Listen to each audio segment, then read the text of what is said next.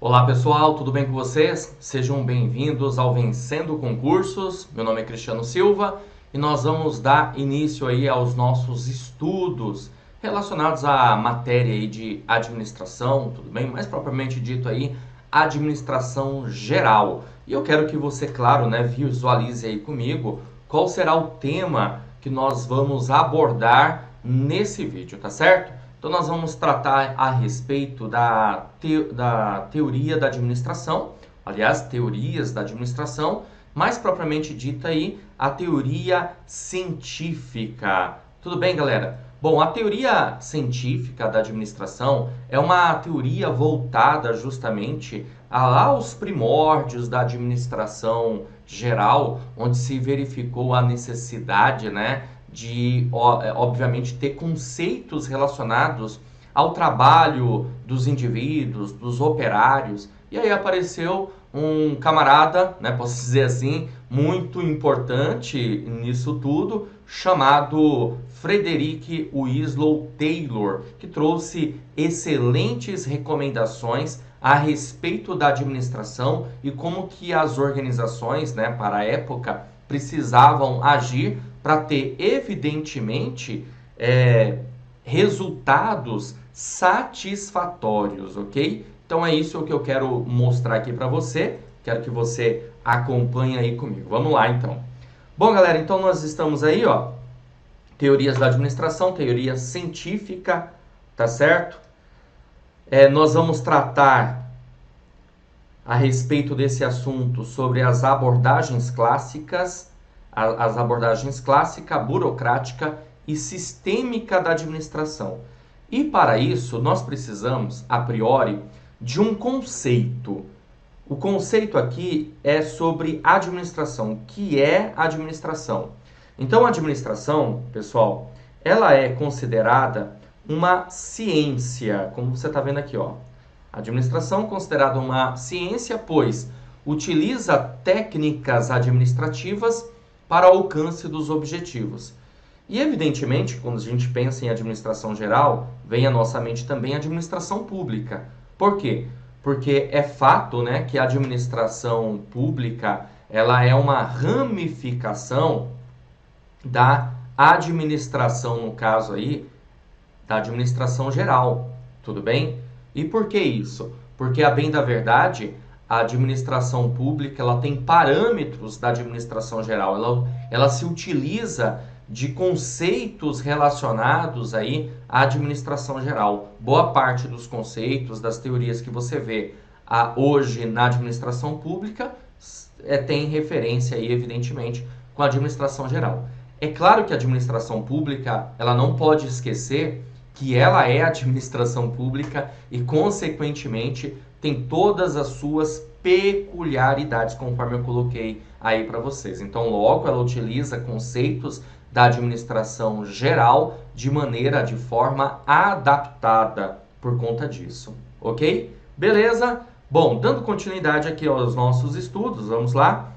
As teorias administrativas, pessoal, elas nos ajudaram a compreender o que se passa em uma organização e, consequentemente, a isso foram extraordinárias para o avanço na maneira de gerenciar as instituições. Logo, o estudo das teorias auxiliará a compreender melhor os fatores de aplicabilidade das teorias ao longo do tempo e o entendimento de que muitos conceitos são preservados. Olha, isso aqui é bem interessante, tá? Muitos conceitos são preservados. E o que eu quero, na verdade, repassar para você quando eu trato disso, a bem da verdade, é nós olharmos, né, para todas as teorias administrativas, teoria geral da administração, e verificar que esses conceitos são válidos nos dias atuais. Tudo bem? Beleza?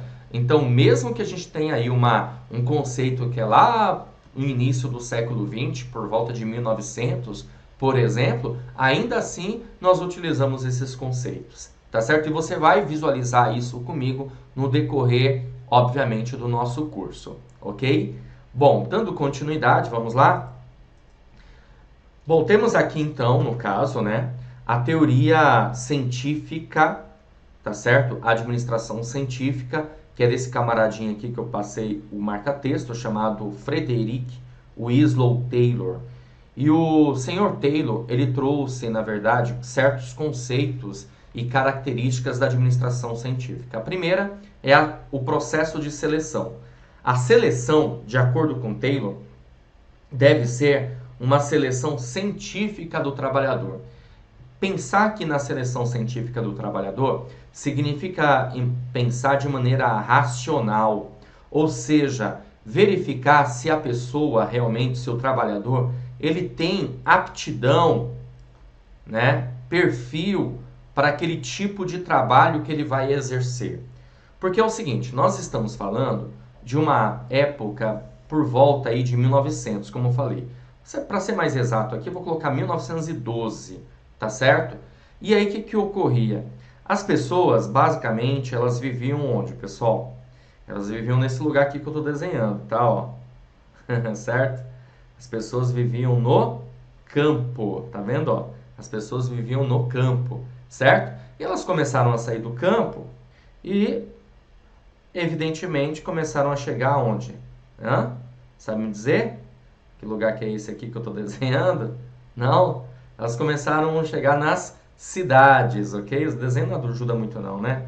Ó, nas fábricas, aqui são as fábricas, tá? E aí o camarada, ele estava acostumado aqui no campo a trabalhar com a lavoura, né? Beleza? Com a agricultura, ok? Com plantio, tudo bem? Beleza? Aí ele chega lá na cidade e se depara com o quê? Com fábricas, indústrias. E evidentemente que ele não está preparado para trabalhar nesse lugar. Ou simplesmente o que ocorria era o seguinte, pegava o camarada aqui e jogava ele em qualquer setor, departamento, área de produção e falava assim, ó, você pode trabalhar aí. Sem verificar o perfil, sem verificar a aptidão para aquele tipo de trabalho, sem verificar, sem dar um treinamento, uma capacitação para esse camarada. E consequentemente o que nós tínhamos então nessa situação, o que acabava acontecendo aí, né? Nessa situação, muito desperdício, ineficiência do trabalho, entendeu? Então, pensando em tudo isso, o senhor Frederick Winslow Taylor entendeu a necessidade de uma seleção científica do trabalhador, verificar realmente perfil e aptidão para encaixar a pessoa no lugar certo. E aí, consequentemente, você passa a ter o quê? A eficiência, evitando assim desperdícios.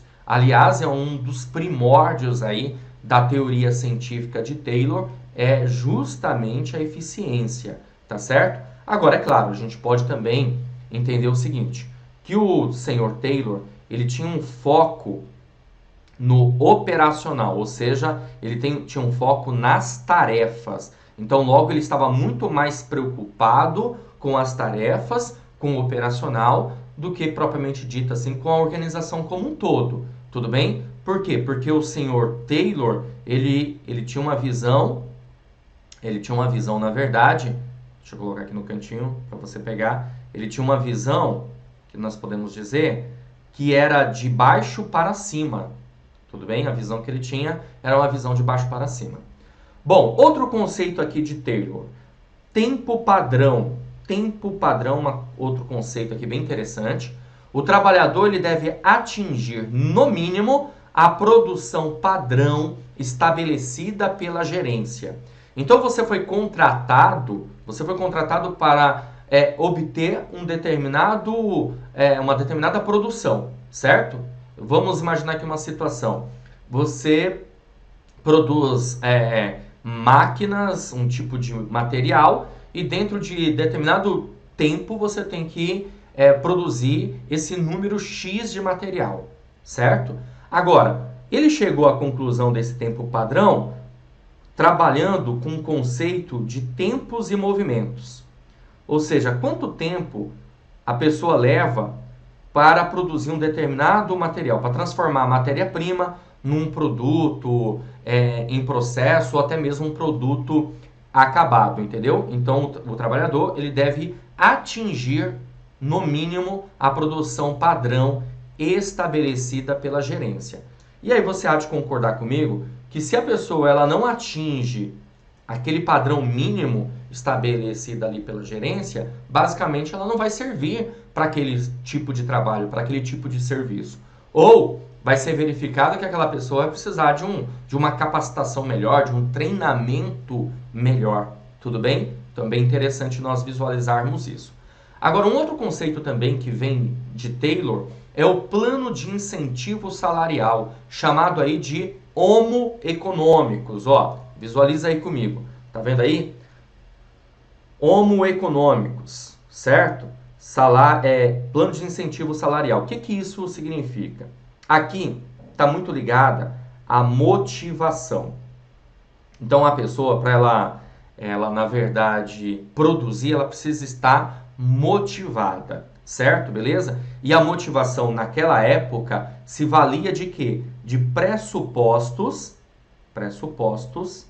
materialistas. Pressupostos materialistas. Ou seja, basta eu pagar mais para a pessoa produzir mais. Quanto mais você produzir, mais você ganha. Então, ou seja, uma ideia de produtividade. Você ganha de acordo com a produção. É até interessante que eu vou falar para você agora. Talvez isso possa até te contrariar um pouquinho, tá? Mas faz parte. A gente está trabalhando com algumas teorias, né? Então você pode de repente achar que você não tinha esse conceito até então. Porque a ideia de tudo isso, na verdade, era até inclusive ter uma prosperidade, o funcionário ter uma prosperidade. Ou seja, assim como o patrão tem prosperidade, evidentemente, por conta da demanda, da linha de produção e das vendas, né? Claro, principalmente na época, que tinha uma demanda muito grande, o funcionário também, ele acaba ganhando mais com a sua produtividade. O que acarretou, na verdade, fazer com que as pessoas acabassem, de uma certa maneira, trabalhando muito mais. Trabalhando 2, 3 turnos às vezes, entendeu? Porque é uma linha de produção e, consequentemente, as pessoas trabalhavam de acordo com turnos. E aí o camarada se via assim, poxa, se eu produzir mais, eu vou ganhar mais, então eu vou dobrar aqui a minha carga horária. Mais ou menos assim. Era uma forma de fazer com que as pessoas trabalhassem mais, consequentemente, elas acabavam prosperando.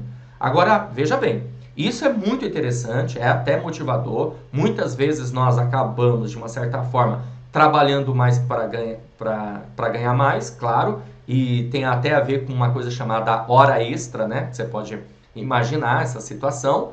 Agora, isso lá na frente acabou sendo um problema.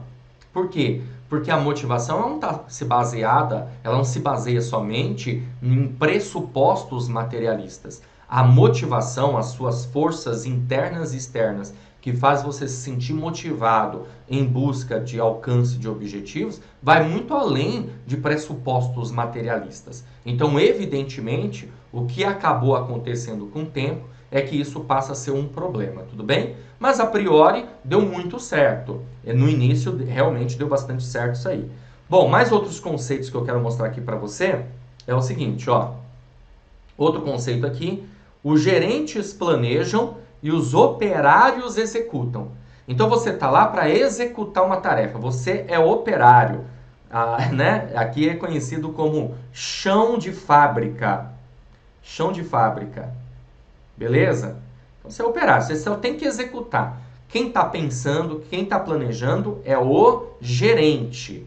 Olha só, galera, aqui é tão interessante que reza a lenda, né? Reza a lenda que certa vez um funcionário de Henry Ford virou para ele e falou assim: seu Ford, não dá para a gente construir carros que não seja dessa cor? E o Ford virou para ele e falou assim: sim, dá sim, desde que seja preta. Por quê? Porque, a bem da verdade, todos os carros de Ford saíam da fábrica com uma única cor, a cor preta, que era uma cor padrão. Aliás, é um conceito daquela época, né, na teoria científica aí de Taylor, a padronização. E uma das pessoas que mais acabou utilizando os conceitos de Taylor foi justamente o Henry Ford, tá bom? Então, essa padronização acabava com que, de uma certa maneira, conseguisse a tal da eficiência no serviço, entendeu? Bom, outra coisa aqui também interessante para a gente observar é a divisão do trabalho. A divisão do trabalho, deixa eu pegar aqui, abrir uma tela em branco, para você enxergar melhor aqui comigo, ó. Divisão do trabalho. Tá? Outro conceito aqui do senhor Taylor. A divisão do trabalho, pessoal, é o seguinte. A ideia é pegar um trabalho complexo, tá? E dividir esse trabalho complexo em partes mais simples, certo? E aí, consequentemente, a organização conseguirá... Eita, mas quantos olhos tem esse cara aqui, né? A organização conseguirá a especialização do funcionário, do operário. Tá ok? Então, bem interessante essa ideia aqui da divisão do trabalho. E é o que a gente vê muito, na verdade. Ó, se você parar para pensar, veja bem, numa linha de produção, a pessoa ela não vai, na verdade, fazer tudo, né? Ela, na verdade, cada um vai fazer uma coisa. Você já viu linha de produção? Por exemplo, aqui, linha de produção dos automóveis, né, das montadoras de veículos. Cada operário faz uma coisa. Um vai se preocupar, obviamente, com a parte da montagem da carcaça. O outro vai se preocupar com a montagem do motor. E assim por diante. Vai uma linha de produção, certo?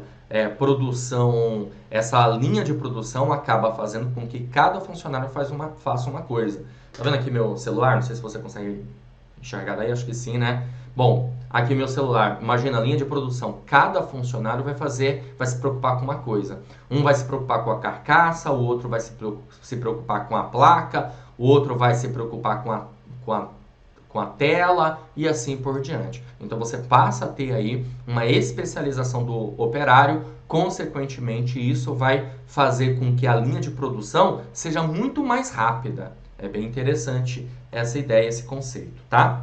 Bom, o que mais que nós temos aqui? Vamos ver. Olha só. Uma coisa interessante, né? Eu tenho aqui também, ó, supervisão. Voltando aqui pro slide. Ó, supervisão. Veja bem, é preciso ter alguém supervisionando o trabalho dos demais.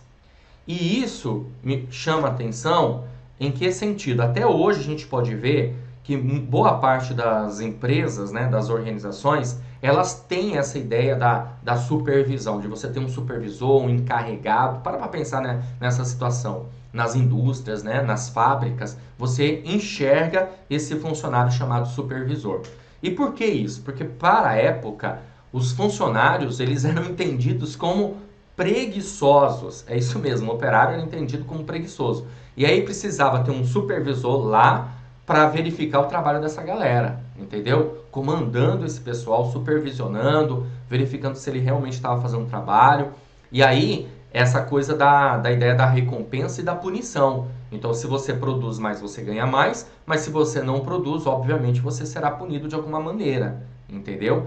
Então, é uma situação que ocorre aí na teoria científica de Taylor. Agora veja, essas coisas são bem interessantes. Eu costumo dizer que Taylor tinha uma visão além do alcance, né, para a época, já estava enxergando aí bem o futuro, bem interessante. Porém, obviamente, que nem tudo são flores. Nós temos essas características ótimas da administração científica, mas também passamos a ter alguns certos problemas na teoria aí científica de Taylor, como por exemplo, como eu falei, pressuposto materialista, ou seja, a motivação não está ligada somente a pressupostos materialistas, vai muito mais além.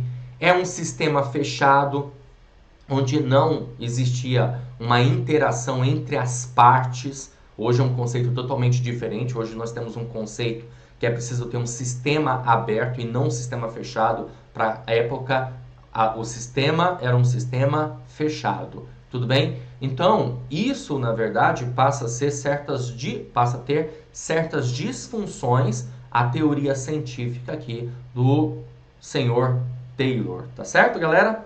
Show de bola, vamos lá. Vamos dar continuidade, visualiza aí comigo, que eu tenho algumas outras coisas aqui para ver com você. Eu quero agora resolver algumas questões para você ter uma noção, uma ideia, como que o tema já foi abordado em provas de concursos, tá bom?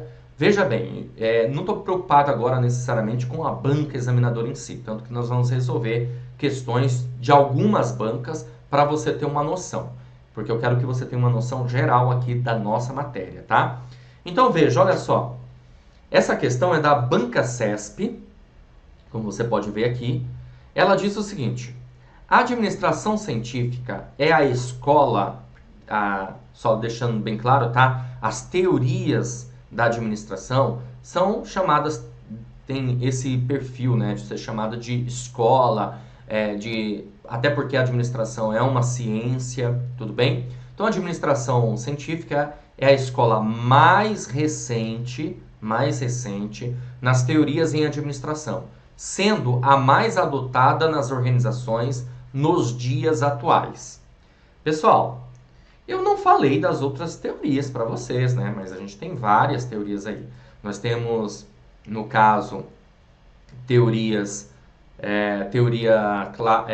científica de Taylor, temos teoria clássica de Fayol, nós temos teoria burocrática, nós temos teoria das relações humanas, nós temos teoria sistêmica, nós temos teoria contingencial e, claro, evidentemente que estudaremos essas teorias, ok? Agora, para pensar. Se eu falei para você que a teoria da administração científica ela é de 1912, lá no início do século XX, e nós estamos no século XXI, não tem o porquê de você marcar isso aqui como certo, você concorda? Porque a questão está dizendo que a administração científica é a escola mais recente, né, da administração, sendo a mais adotada nos dias atuais. Para pensar, se ela é de 1912, quer dizer que de lá para cá ficamos parados em conceitos de administração? Não faz sentido. Consequentemente, a questão ela está errada. Tudo bem? Beleza? Ela não é a mais recente, ao contrário.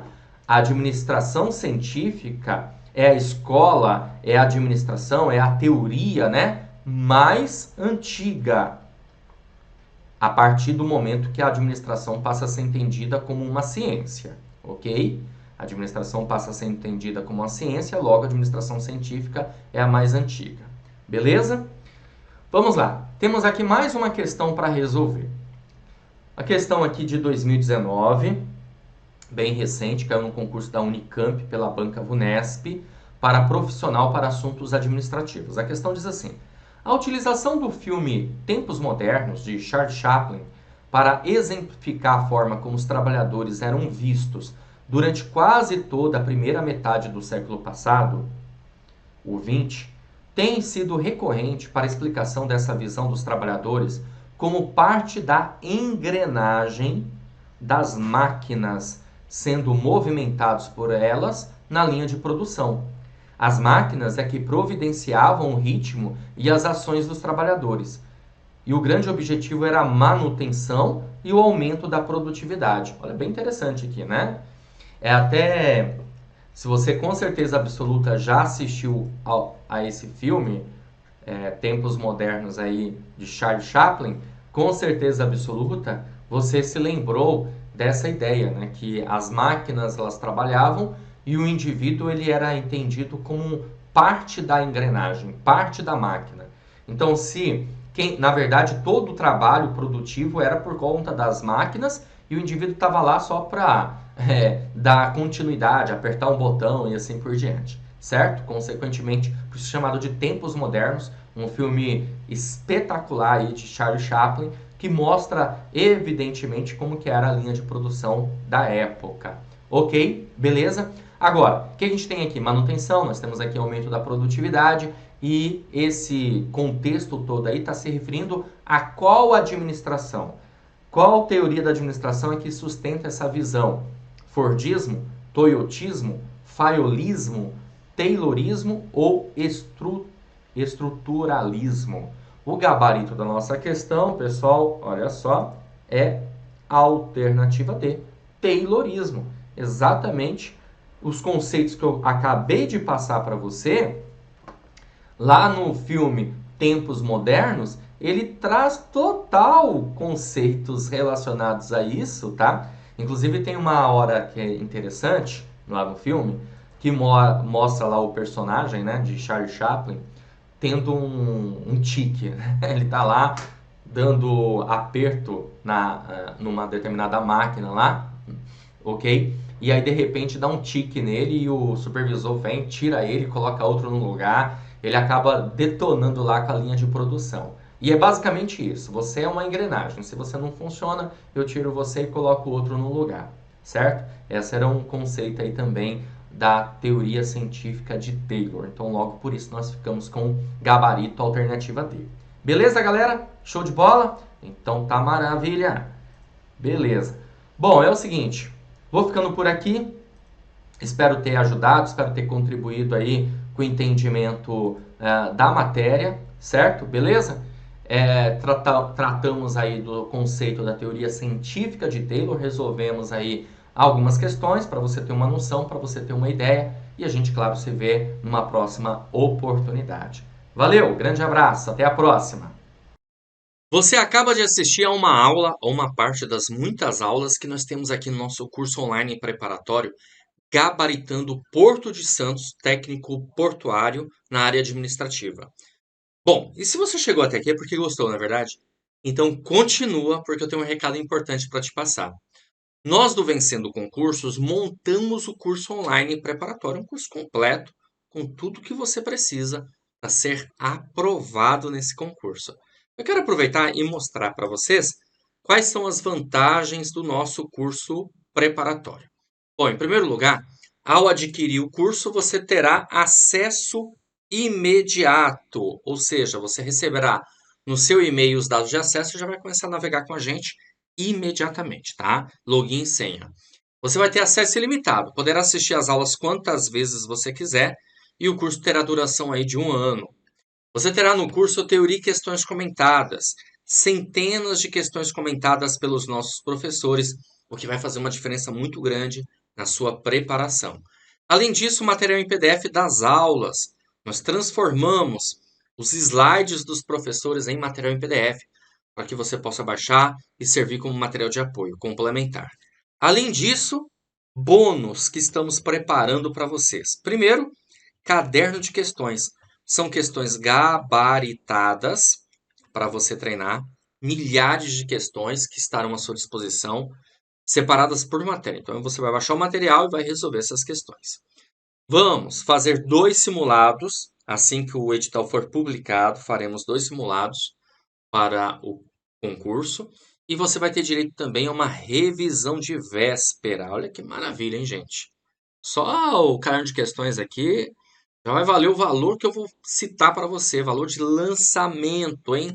Valor especial de lançamento do curso preparatório de R$ 497 por apenas R$ 297 ou 12 vezes de R$ 29,65. É isso mesmo. Apenas R$ 29,65 aí por mês você adquire o curso online preparatório completo para o Porto de Santos. Salário aí que ultrapassa a casa dos R$ 4.000. Quer fazer parte disso? Então faz o seguinte, abaixo do vídeo, na barra de descrição, na barra de comentários, vai ter um link. Você vai clicar nesse link e vai ser redirecionado à página do curso. Lá você vai encontrar todas as informações necessárias, ok? Aí vai ter um botãozinho lá de comprar, você vai clicar, vai ser redirecionado, vai preencher seus dados, escolher a forma de pagamento e pronto! Vai começar a estudar aqui com a gente no Vencendo Concursos. Caso tenha alguma dúvida, lá na página do curso tem um chat online. É só você digitar e imediatamente um dos nossos consultores vai te atender e sanar todas as suas dúvidas. Ou também você pode chamar na central de atendimento do WhatsApp, tá aí o número 11 97465 6052. Show de bola? Então é isso, galera. Eu vou ficando por aqui. Um grande abraço para vocês. Ó, e a gente se vê dentro da plataforma, hein? Já clica no link aí, já faz a sua matrícula e inicie imediatamente a sua preparação. Valeu, grande abraço e até mais.